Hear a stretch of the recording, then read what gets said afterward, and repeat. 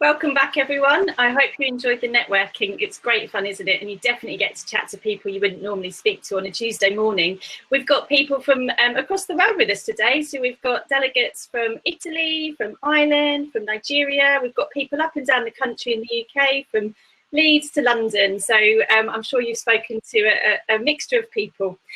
So I'd like to welcome to the main stage. And I'm joined here by Simon Deering, Eurobond Adhesives Managing Director, who will be taking us through all there is to know about adhesives and tapes. So there's been some great questions posted already in the event chat, so please continue to do that. That's on the right hand side of your screen. Do that while the presentation's happening as they come to you, because we'll then be moving across to the session for Q&A time with Kevin Henry, where he can answer all your questions. So over to you, Simon. Good morning, everyone, and welcome to this workshop on how to select the correct adhesive and the correct tape for your sign making project. COVID-19 has caused the UK economy to nosedive and crash in the last couple of months.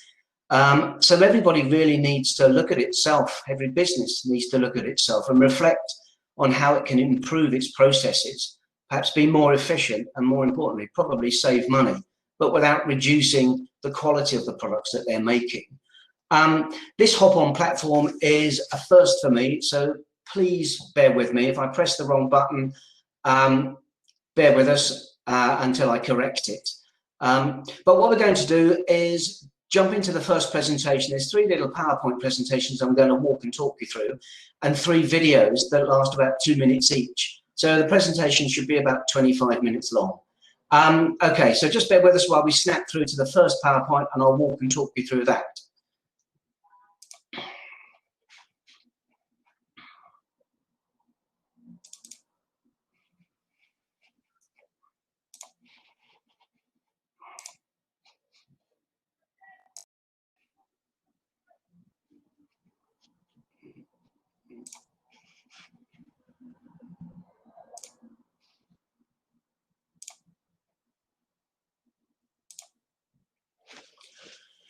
Okay, so hopefully you can hear me and see the presentation in front.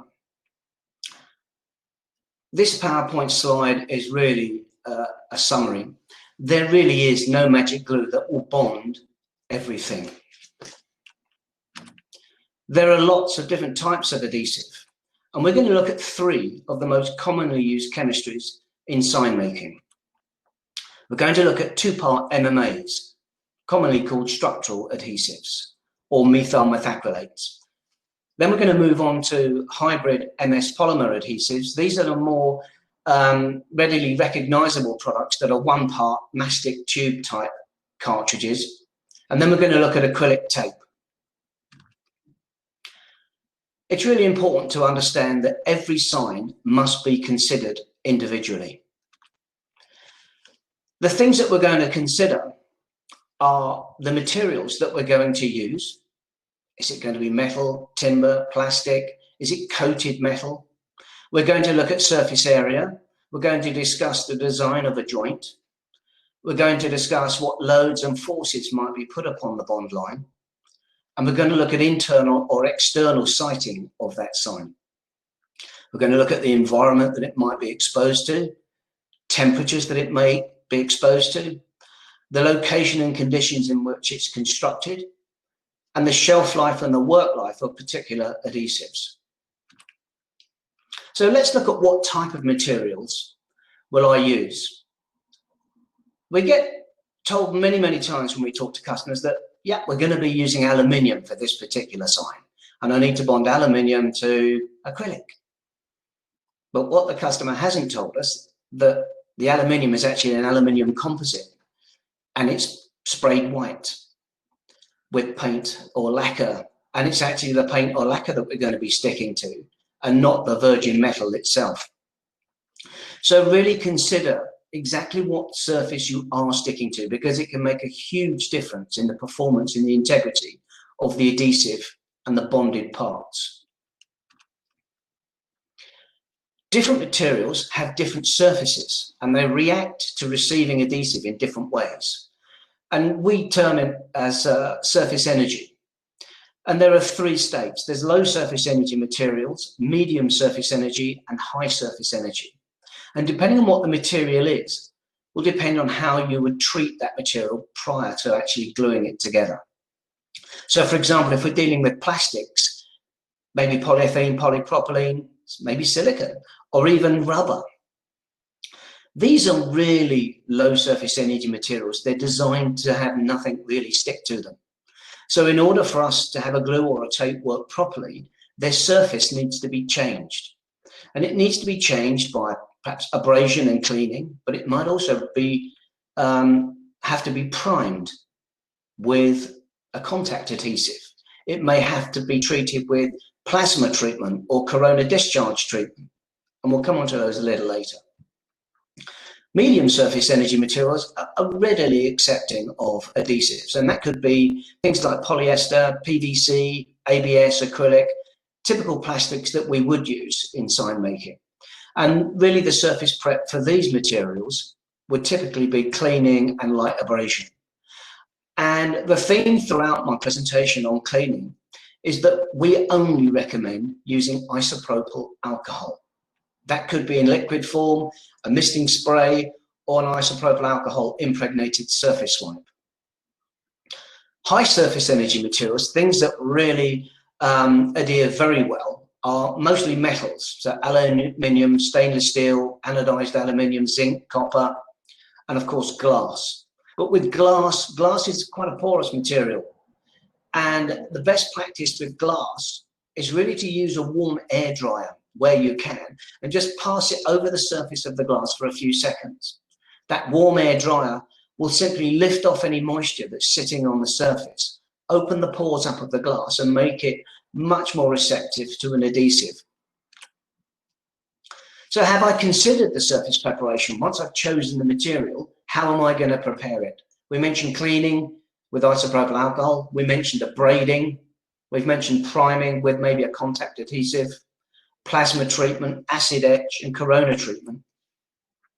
We supply isopropyl alcohol in three forms: spray, liquid bottle, or heavy-duty, lint-free, impregnated wipes. The one thing we must stress is that many, many times when we visit factories, we notice that the customer is using meths, terps, white spirit, aromatic cleaners. All of these types of cleaners leave a nanoparticle thin layer on the part they're actually trying to clean. And this thin layer, this residue, will actually act as a barrier and prevent the adhesive from sticking properly to the surface. You can almost set your watch by it. In 30 days, you'll start to see signs of failure. Using a dirty rag or dirty cloth to clean a surface doesn't clean the surface. It just applies the filth on the cloth back onto the surface that you're trying to clean.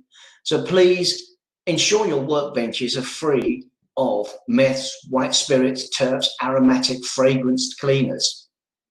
And make sure every time you clean, you're using a clean wet cloth or a clean wipe.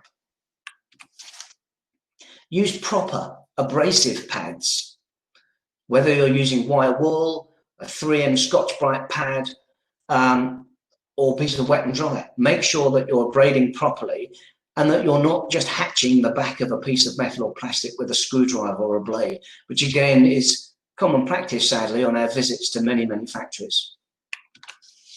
Abrasion increases the surface area, and the strength of an adhesive and its ability to attach to a surface is really influenced by the amount of surface area it has to be in contact with.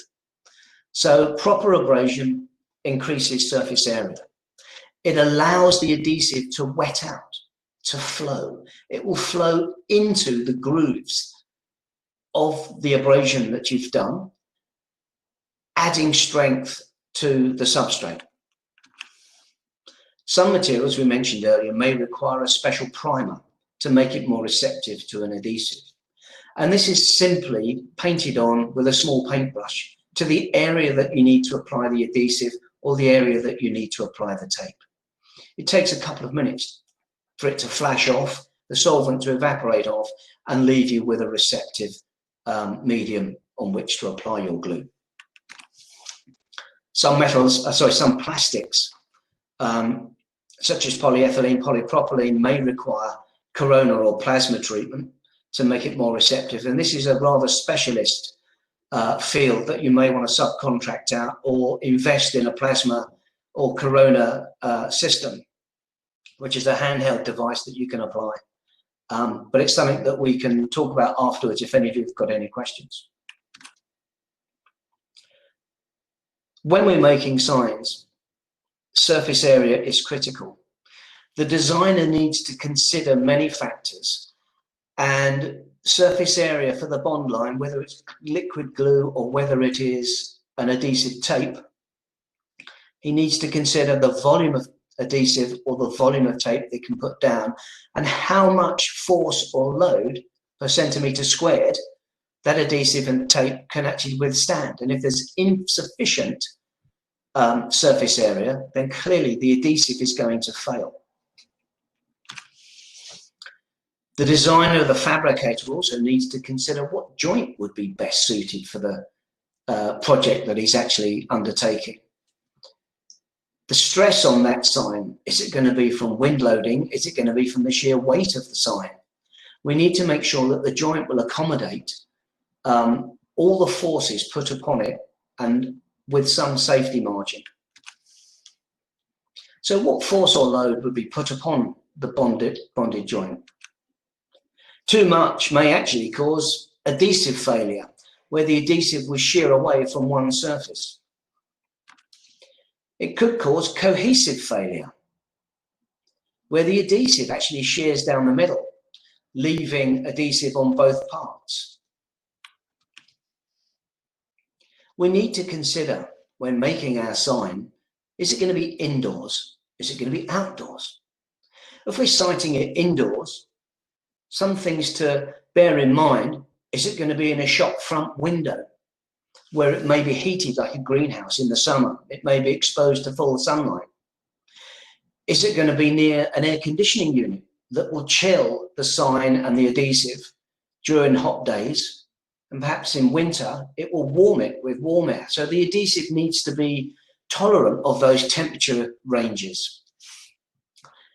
If we're locating it outdoors, is it going to be south-facing, exposed to the sun all day? Is it going to be in a harsh environment, perhaps on a seafront where there's lots of sea spray and salt in the atmosphere that may again attack the metal and corrode the metal that the adhesive is bonded to? Is it going to be in a harsh environment? Is it going to be in a petrol station, a petrochemicals plant? Corrosive gases may affect the bond line integrity. Perhaps the adhesive, once you've applied it, may need a sealant to seal over the top to protect it from corrosive atmospheres. It's really important to consider the temperature range as well that your sign is going to be subjected to.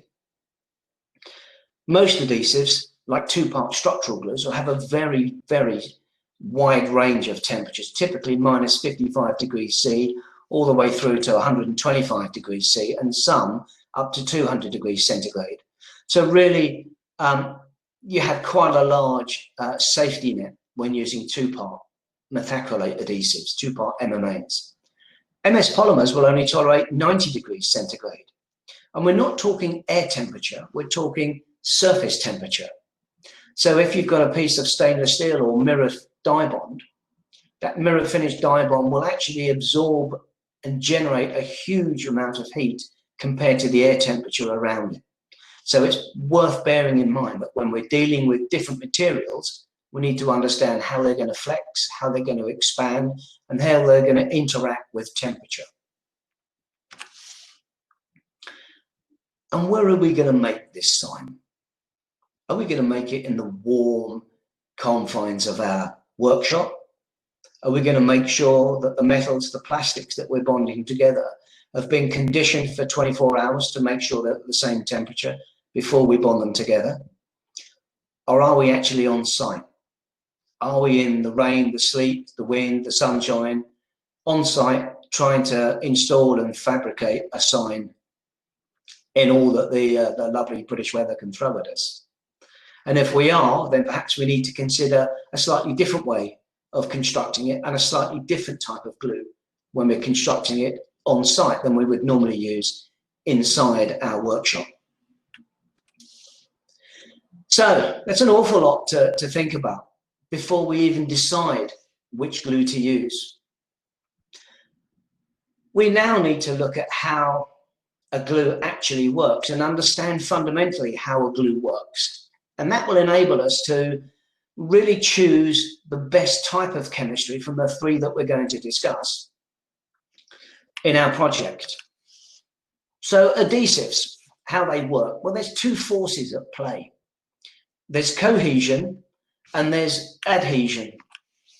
And cohesion is where the molecules of the adhesive cross-link and join with the adhesive molecule next to it, effectively growing a pair of arms and grabbing onto the molecule next door. It turns it from a liquid to a solid. We can see here molecules of an adhesive that are cross-linking and forming a rigid structure. We need to consider adhesion, and adhesion is where the adhesive molecule then cross-links, grows arms if you like, and joins with the surface material molecules, whether it's plastic or metal. And again here, it's just a graphic to show this cross-linking process of where they grow arms and join with the structure molecule next to it. So molecules join together to form either rigid or flexible glue lines by this cross-linking process. And I try and make it simple by just saying that they grow arms and link to the molecule, grabbing onto it tightly. Some glues will form a rigid structure glue line, growing multiple arms and cross-linking multiple times with the molecule next to it. These are typically adhesives like two-part structural glues, like our Penlock, for example. Some glues will form flexible glue lines where they cross-link and only form a single polymer chain. And these are the flexible sealants or the flexible MS polymer materials that we're going to talk about later. But whatever glue is used, a catalyst is required to start this polymerization process, to start this cross-linking. Our two-part glue, Penlock, has a catalyst and a base resin. And when they're mixed through a mixer nozzle, they come together in a 1-to-1 ratio, and the catalyst then starts to mix with the base resin and polymerize the glue from a liquid to a solid state. The type of mixer nozzle is really important. It's critical to the adhesive working properly. Nozzles need to mix the adhesive in the correct ratio for optimum performance. Overmixing, by having an extended mixer nozzle, overmixes the adhesive and shortens its work life. The material is already curing in the nozzle before it's actually applied to the work surface. Undermixing in the nozzle by using a mixer nozzle that's too short will reduce the performance. It won't mix at a 1-to-1 ratio. So the performance may be reduced in terms of strength, in weather resistance, in impact or shear resistance. All these things need to be considered. So don't be tempted to pick up any nozzle from the shop floor or from the workshop bin and fit it to the cartridge. Use the nozzles that are supplied with the cartridge. They're designed to work with the adhesive. So the benefits of two-part structural adhesives: they're easy to apply and easy to use. They have outstanding strength. I mean, typically with Penlock, you would be looking at 276 kilos per centimetre squared on mild steel to mild steel, for example. They can be used in many different applications. They're a universal glue. They'll bond to most materials. Unlike epoxies, for example, epoxies are really substrate specific. They're quite difficult to use, and they'll give you different results. On steel, an epoxy will be designed for metals, an epoxy will be designed for plastics, an epoxy will be designed for glass or timber. whereas a toughened methyl methacrylate structural adhesive, which we're talking about here, such as Penlock, is a universal glue and will bond to most materials. And our product is very fast curing. Typically, to a handling strength, it will cure in 3 to 5 minutes. Enough for you to be able to pick it up, unclamp it, move it on to the next process, or knock it about a bit. It won't come apart.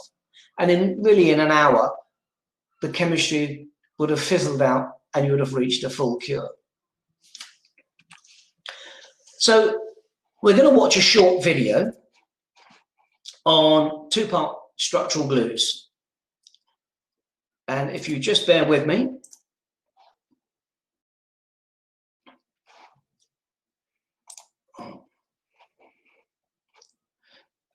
We're now going to play the video.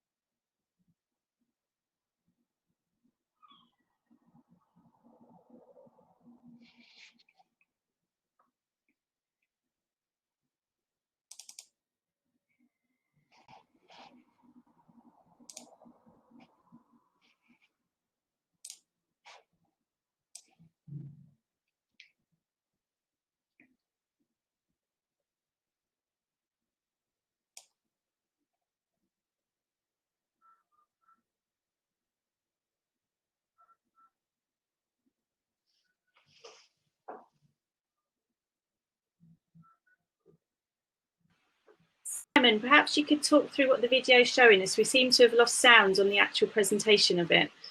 Okay. So we're showing here that the material should be abraded and cleaned either with a surface cleaning wipe or a clean cloth and isopropyl alcohol. The materials that you're bonding together should be clamped ideally for a minimum of 5 minutes to allow it to cure to a handling strength, and then it will on cure over a period of 1 hour. Penlock can be applied in 3 different ways. It can be applied bead on bead, where one component flows on top of the other, and the two will self-mix when the second substrate is put on top. Or for critical bonding, we can add a mixer nozzle where it mixes in a 1-to-1 ratio. Or for small spot work, we can apply a mini tip to the end of the cartridge, and again, apply it in very small lines, bead on bead, where the material will self-mix.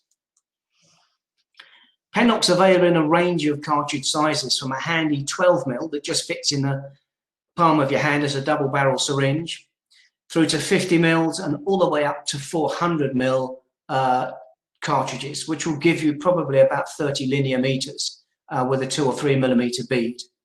I'm sorry, we seem to have a problem there with the sound on that video. Hopefully we'll get it fixed for the next one. So we're going to move on from that video to the second presentation. And again, it's PowerPoint, looking at MS polymers and acrylic tapes. So if you just bear with me while I tee it up, we'll be underway very shortly.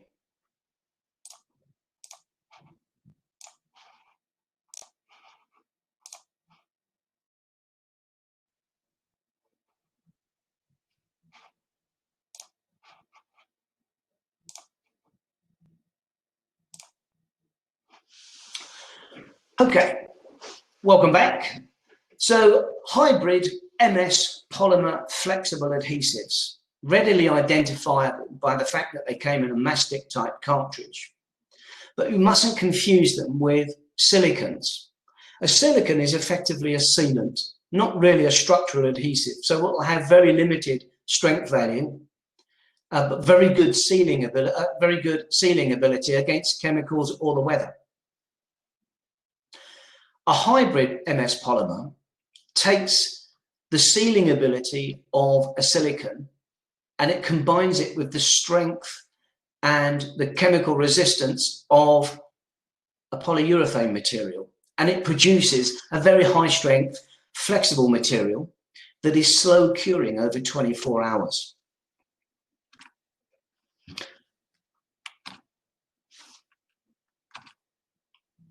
These single part glues, as we mentioned earlier, like every other glue, needs a catalyst to start that polymerization process, to turn from a thick paste through to a flexible, solid material. And they require surface or atmospheric moisture to cure.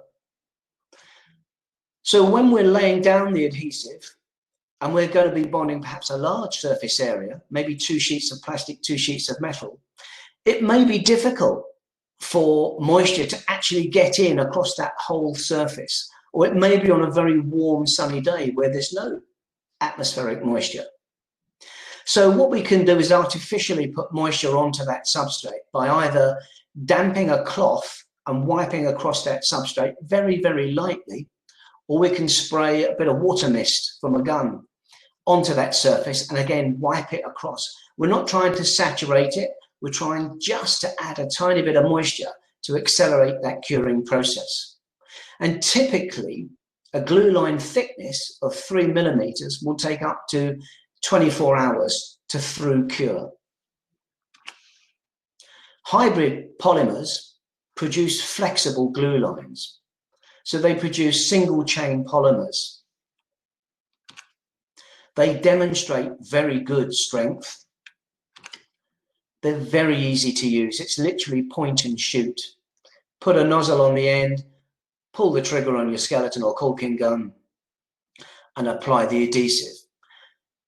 I would like to point out now that getting in and investing in really good caulking guns, typically 25-to-1 ratio guns, is a really good, worthwhile investment. Cheaper guns tend to be poor quality, and when you're using a thicker paste material, it's quite difficult to extrude the adhesive from the cartridge using a low ratio gun. So if you can up it to a 25-to-1, you'll save your staff and your fabricators perhaps repetitive strain injury. You might even want to look at battery powered caulking guns. Much easier to use and highly efficient. The benefits of MS polymer adhesives are that they're easy to apply. They offer good strength. They offer excellent sealing against weather, against chemicals, and against gases. Great flexibility, so they're going to tolerate movement between different types of materials through temperature variation. And they'll bond to most surfaces primerless. You don't have to treat the surfaces, most surfaces that you're going to bond together. And they've got that longer cure time. I might point out that yes, they'll take 24 hours to fully cure, but in the first 1 or 2 hours, they would have gained a really high initial tack, enough for you to be able to move the bonded parts to a different location without them falling apart on your workbench. So MS polymer hybrids are really simple materials to understand, and really acrylic tapes are too. And we're going to walk and talk through how acrylic tapes work and how we can use them. So acrylic tapes, you may all be familiar with, are pressure sensitive adhesives. They're 100% acrylic. They're not a plastic with glue sprayed on both sides and sometimes incorrectly called double-sided tape. This is actually 100% glue that's been partially cured, extruded into the shape of a tape, wound onto a roll, and had a release liner put on it. So I mentioned there's no carrier, and I mentioned they're 100% acrylic. The catalyst is impregnated throughout the acrylic material itself. This pressure-sensitive catalyst reacts when even and firm pressure is applied to the tape along its bond line. the catalyst wets out immediately and starts this chemical cure process where it attaches to the surface. So when we apply even pressure, the tape actually wets out, it actually starts to flow. And it will take 72 hours to microscopically flow into every abrasive crack or crevice that you've actually put onto the surface. It'll have a high initial tack straight away, and it will on-cure over that 72-hour period. I think it's also at this point really important to point out that, again, when we travel around and visit customers, we're quite surprised when customers get hold of the tape and grab it between their finger and thumb and say, well, that's not very sticky, that's not going to work. Stickiness on touching it has absolutely nothing to do with the strength of an adhesive. So it's a bit like kicking the tires of a car when you go to buy it. Kicking the tire of a car won't tell you that the engine works. So the tape flows out into every groove over a 72-hour period. And the range of tape is quite specific to the types of materials that you're going to use.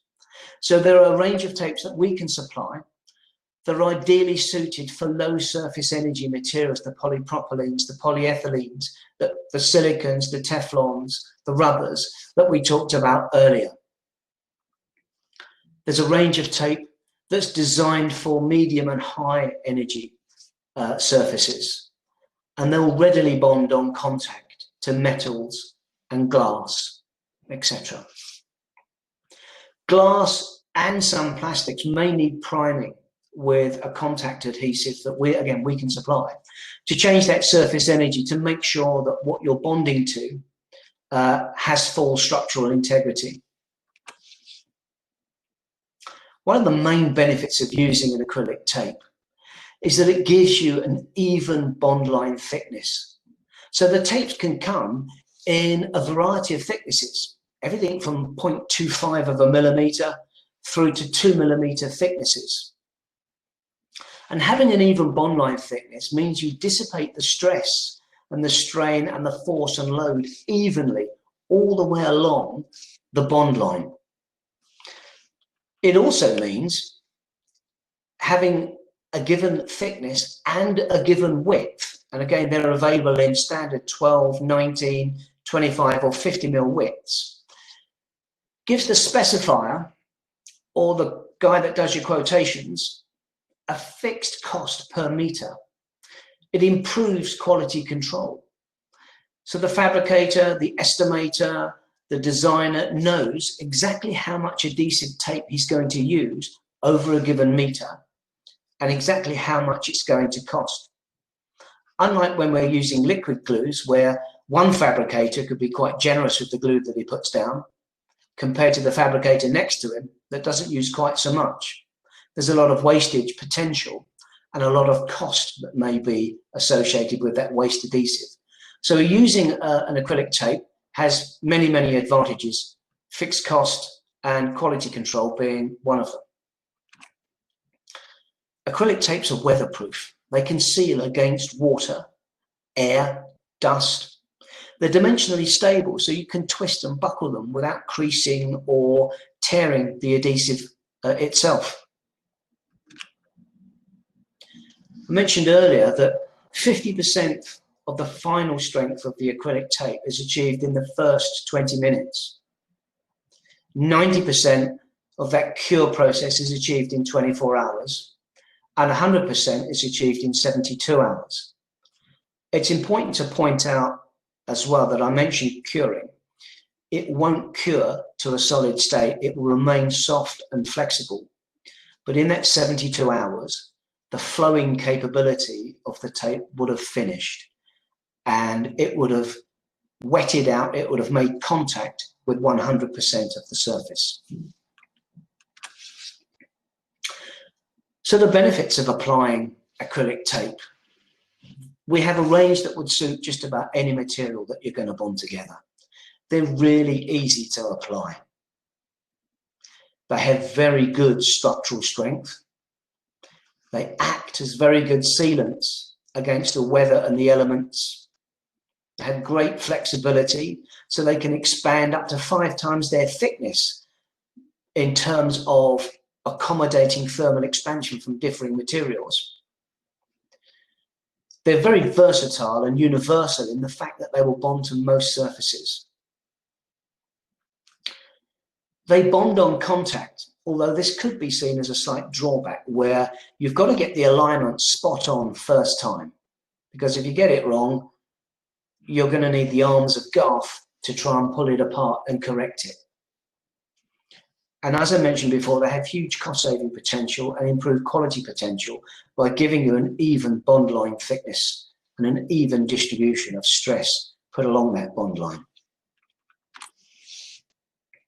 So they're available in different widths, different thicknesses, and different colours. Colour is important if you've got to consider that you're edge bonding and you're trying to match the grey of a metal or the white of fiberglass or the white of an acrylic. And of course we do a clear version as well, which is great for bonding glass or acrylic materials that may be opaque or clear, and you don't really want to see the shadowed area of an adhesive. If we're working with very small signs, trophies, or other things that you guys have found to manufacture to prop up perhaps the drop in manufacturing signs because of COVID-19, we can actually produce bespoke geometry, die-cut shapes that will fit the exact geometry of the product that you're trying to manufacture. Typical minimum order, though, is about 1,000 when we put it on the machine to run to make. But if you have a small project that requires the same shape adhesive to be applied across the geometry of your project, then please give us a call or talk to us afterwards, and we can talk further about die-cut shapes. So we're going to play a second video, and this really will just talk to you and explain how to use and apply acrylic tape in sign making.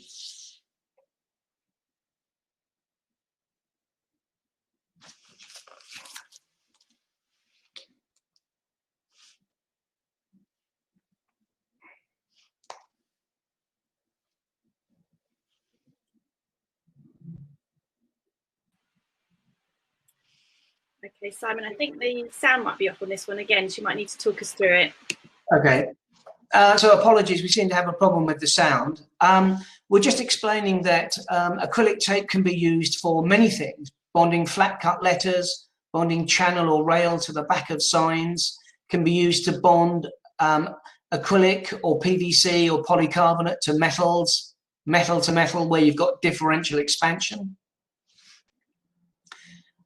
They come on rolls of tape, 12, 19, 25 or 50 mil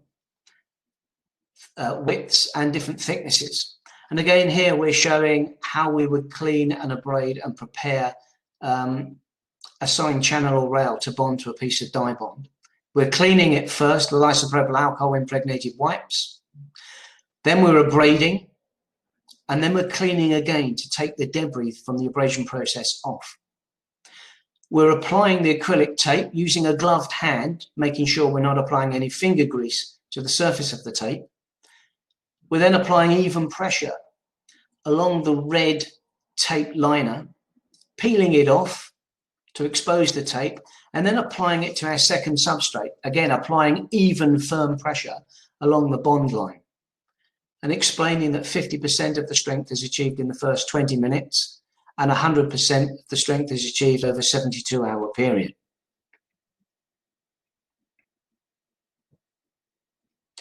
The tape can come from everything from 0.25 of a millimetre to 0.64 to 1.1 millimetre, all the way through to 2 millimetres. So if you've got gap fill or larger joints, that then we can perhaps look at a tape option. Okay, so my apologies for the technical problem there with the sound on that particular video. We're just going to move into the third and final presentation. Just bear with me while I tee this up.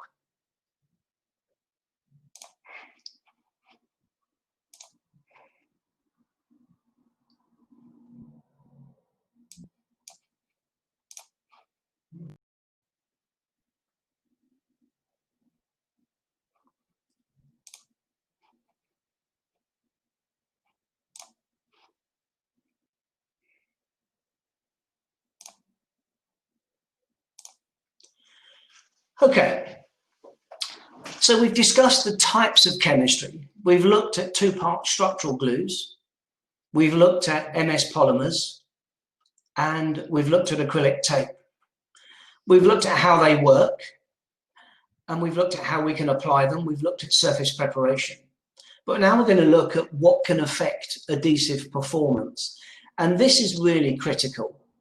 We mentioned that one glue doesn't fit all applications, and that different types of chemistry are going to be subjected to different environments and different forces and loads. So really, we now need to work out, once we've used that glue, what's going to affect it. The biggest thing that's going to affect its performance is contamination. Contamination between the glue line and the surface that you're trying to bond prevents those molecules from cross-linking together, resulting in a weaker joint, which could potentially lead to failure. Imagine you're stood meeting a new client. You give a nice, good, firm handshake. Your hands are quite difficult to pull apart. Now add some grease to your hands and try and give a handshake to your customer. Your hands are going to be easily slid apart. And that's really what happens when contamination happens at a molecular level. The cross-linking process just can't join firmly and properly to the molecule next to it. There are many types of contamination issues on trying to fabricate something. And they could be oil. It could be oil from the rag that you've just passed over the surface to clean it. It could be from the silicone that's been left behind when you've peeled off the protective layer on your dye bond. It could be static electricity that's been left behind on the surface when you've peeled that plastic protective layer off of your dye bond. It could be grease. It could be dirt from an abrasive process. It could be finger grease where you've been touching the surface with an ungloved, protected hand. It could be, and this is really common, where methylated spirits has been used, or white spirit or terps to clean the surface, or even an aromatic cleaner.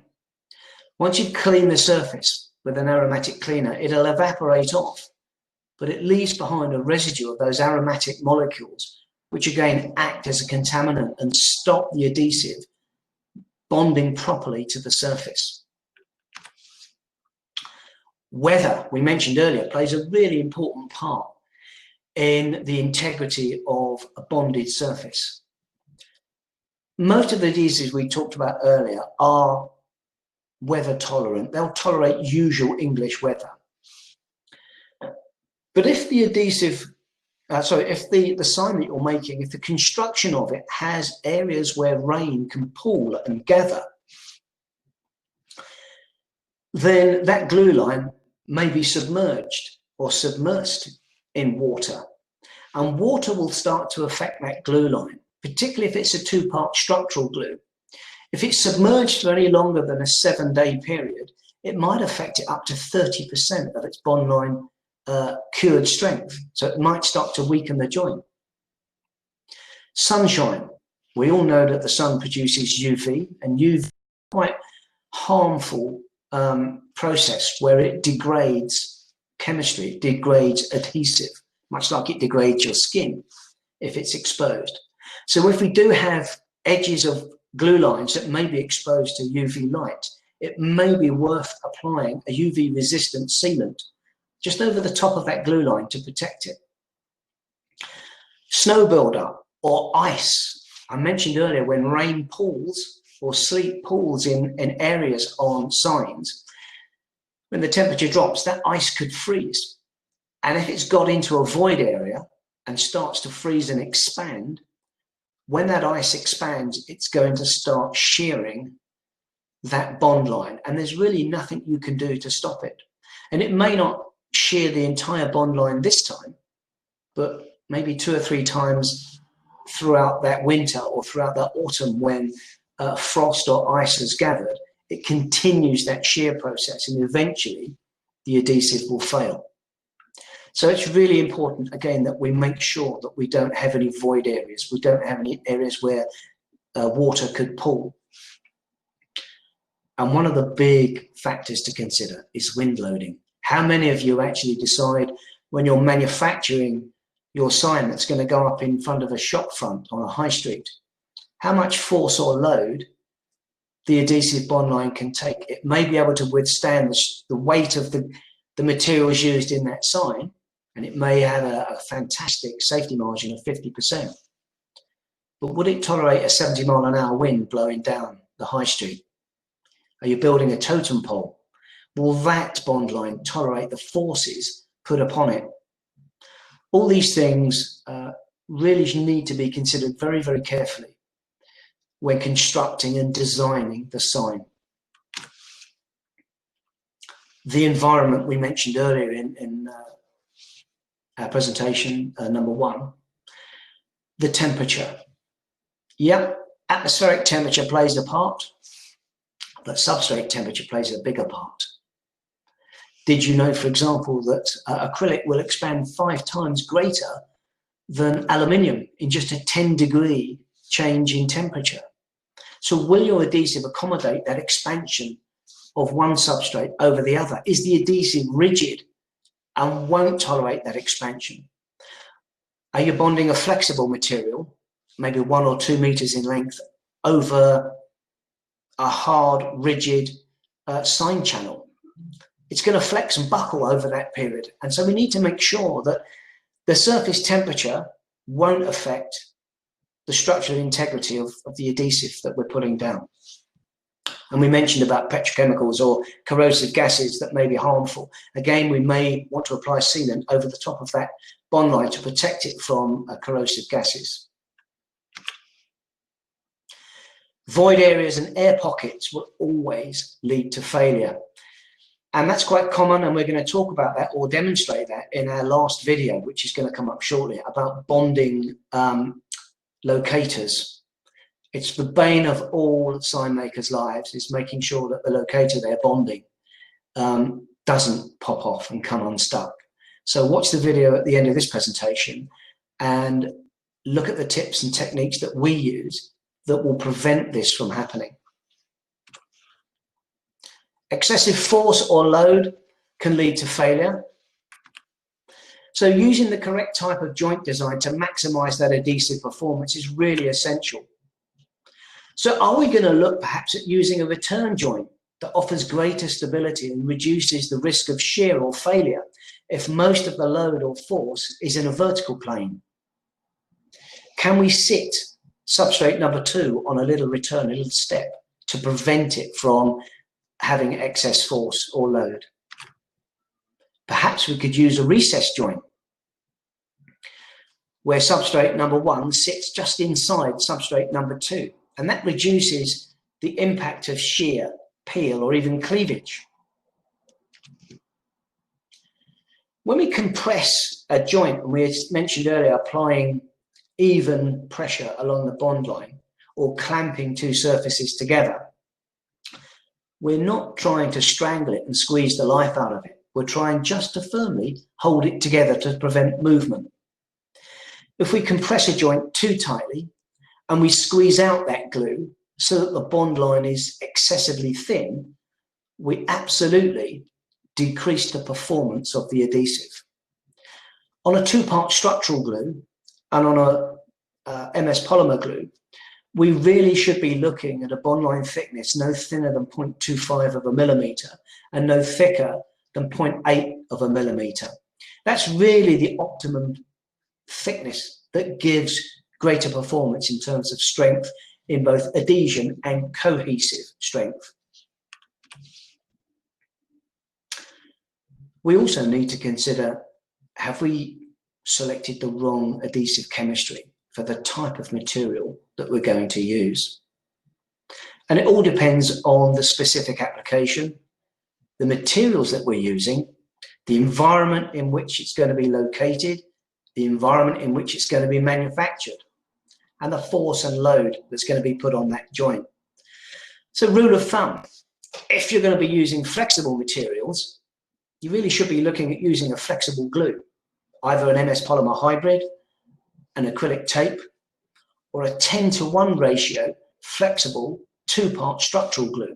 We often call them MMAs. If we're using rigid materials that really aren't going to buckle or stress or move greatly in wind or in temperature variation, then again, we could be looking at two-part structural MMAs. We could be looking at acrylic tape for fast instantaneous bonding. Or we could be looking at UV adhesives, ultraviolet light curing adhesives, which we haven't touched on, but we're happy to talk about because it's a rather complex subject at a later date on a one-to-one basis. And if we're using mixed materials, where we might be putting a stiffener bar onto the back of a piece of 2 meter long acrylic or rigid PVC or polycarbonate, then we need to be looking at probably a flexible material, an acrylic tape, an MS polymer hybrid, a flexible two-part MMA, or even with a rubber toughened acrylic adhesive such as Penlock. We mentioned earlier considering thermal expansion. I visited a customer once that had done a really massive project for a chain of restaurants where they had bonded plastic letters into oak backdrop. And it rained, the oak expanded, there was nowhere for the plastic letter to go, the adhesive couldn't accommodate this expansion, and all the letters simply popped out of this oak backdrop. If they had made a slightly larger recess and accommodated a flexible glue to accommodate this expansion, they wouldn't have had a problem. And this was a global problem where they'd shipped out these signs to many, many outlets in Europe and the USA. And it cost them hugely, not only financially, but also in their reputation as well, which you really only get one chance at getting right and can cost you enormously if it goes wrong. So considering the different thermal expansion rates of materials is vitally important in the design and the fabrication stage of your sign. Aluminium, all metals, all plastics will expand with heat. And we mentioned earlier that acrylic expands 25% more than aluminium in just a 10-degree change in temperature. Using the wrong techniques. Well, it could be using the wrong nozzle. It could be as simple as that. It could be that you're using the wrong cleaner. It could be that you're not abrading it correctly with the correct product. So taking note of what the technical guys of the adhesives that you're supplied with is really, really important. You know how to make signs. We know all about glue. And really, it's up to us as suppliers to work with you in partnership, our customers, to advise you on your project and to explain which adhesive is the most suitable for your project. And if you've got any doubts whatsoever, get on the phone, give us a call, send us an email. We're more than happy to either do Zoom calls or Skype, or if you're safe to visit, we will come and visit, having all the safety precautions in place ourselves, and actually do the demonstration and look at the application that you've got and discuss it in much greater detail. So that brings us to the end of our presentation. Safe to say that we're now just going to watch a very short 1-minute video on how to bond locators to substrates. If anyone has any questions at all, they can either come and see us in the sessions chat afterwards, or they can see us on our expo booth afterwards, or give us a call after this at Eurobond Adhesives Limited, and we're more than happy to talk to you. So just bear with me while we tee up the Simon, I was going to make a suggestion because there's lots of really great stuff that you covered there, and we're running over a bit on timing. So because we've had the sound issue with the videos, we're going to email these out to the delegates afterwards. So can I suggest that we head straight across to the sessions tab now and have the Q&A with Kevin? Yep. What I would say, if anybody has any further questions or they want to see the videos, they click on my website, eurobond-adhesives.co.uk. Go to Knowledge Bank on the top tab, and you'll find all the videos that you can watch on our Knowledge Bank. So hopefully that will be helpful to you. That's great. Right. So thanks, Simon. That was really good. So if everybody could head across to the sessions tab now on your left-hand side, we'll be meeting with Kevin Henry, Eurobond's technical manager, where he can answer all your questions. So we'll see you there. Thanks.